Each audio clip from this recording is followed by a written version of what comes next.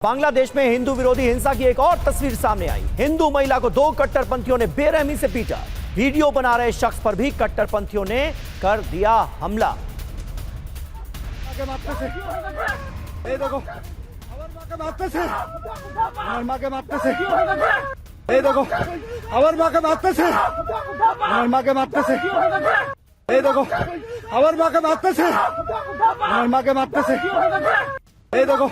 तो बांग्लादेश में इस वक्त जो हो रहा है उसका एक केंद्र बांग्लादेश के अल्पसंख्यक हिंदू हैं। जहां हिंसा हुई वहां के कुछ आंकड़े अब आपके सामने रखने जा रहे हैं। बांग्लादेश में हिंसा, कैसे हिंदुओं को बनाया जा रहा है निशाना, कहां कहां दंगे हुए, ये अब हम आपको दिखाते हैं। ये देखिए, जो तस्वीरें सामने आई हैं वो तो हम आपको लगातार दिखाई रहे हैं, लेकिन परसेंटेज देखिए। ढाका में दंगे हुए, यहां पर हिंदुओं की आबादी सिर्फ 6% है और मुस्लिमों की 93%। राजशाही, यहां पर हिंदू सिर्फ 5% है। इसके अलावा भालुका, यहां पर हिंदू आबादी जो है वो है 4% और मुस्लिम आबादी 96%। इसके अलावा नेत्रकोना में भी दंगे हुए हैं। यहां पर भी हिंदू सिर्फ 5% हैं क्योंकि माइनॉरिटीज हैं वहां पर हिंदू। और दंगे हुए जमालपुर में भी, जहां पर मुस्लिम आबादी 97% है और हिंदू सिर्फ 3%। इसके अलावा झालकाठी, यहां पर भी दंगे हुए। यहां पर 92% आबादी है मुस्लिम की और हिंदू आबादी 8% है। यहां पर भी दंगे हुए। वो तमाम इलाके जहां पर दंगे किए गए और माइनॉरिटीज के लोग निशाने पर रहे, वो हमने आपके सामने रखे। राठौर साहब, कुल मिलाकर प्री प्लान्ड वे में एक खास मकसद के तहत माइनॉरिटीज को निशाना बनाया जा रहा है ताकि कहीं ना कहीं हालात बांग्लादेश में खराब किए जा सकें, चुनाव बेहतर माहौल में ना कराए जा सके और एंटी इंडिया सेंटिमेंट्स को भी हवा दी जा सके। क्या यह एक बड़ा मकसद नहीं है? देखिए समीर, सबसे बड़ा मकसद तो यह है कि कहीं ना कहीं ये शक्तियां चाहती हैं कि बांग्लादेश से सारे माइनॉरिटीज़ निकाले जाएं। एक तरीके से वो क्लिनजिंग चाहती हैं।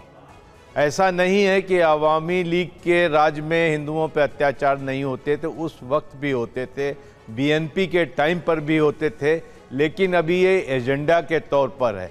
अभी यहाँ पर जो चीज़ देखी जा रही है कि हिंदुओं पे अत्याचार करके या हिंसा करके एक माहौल बनाया जा रहा है पूरे समाज में। जमाते इस्लामी इसमें लीडर्स है और बाकी जो रेडिकल एलिमेंट्स उनका साथ दे रहे हैं कि वहाँ की पूरी इस्टेब्लिशमेंट को अपने कब्जे में करना चाहते हैं। कल जब इलेक्शन होगा, आज तारिक रहमान की जरूर अगुवानी में 50 लाख लोग आए हैं, लेकिन जब बूथ लेवल मैनेजमेंट या इंटिमिडेशन की बात होगी इलेक्शन के टाइम, उस वक्त ये सारी फोर्स काम आएगी और इसे बिल्डअप किया जा रहा है। बांग्लादेश के अंदर जमाते इस्लामी और उसके सहयोगी गुटों को 1.5 साल से ज़्यादा का मौका मिला है। उन्होंने पूरे इस्टेब्लिशमेंट पे कब्जा कर रखा है और उस कब्जे के से पकड़ वो ढीली नहीं करना चाहते हैं और ये तारिक रहमान के लिए बहुत बड़ी चुनौती साबित होने वाली है। जैसे जैसे उनके सामने बांग्लादेश की इंटरनल पॉलिटिक्स की जो सच्चाइयां हैं सामने आएंगी। बिल्कुल, और वो सच्चाई बहुत हद तक सामने आ भी रही है।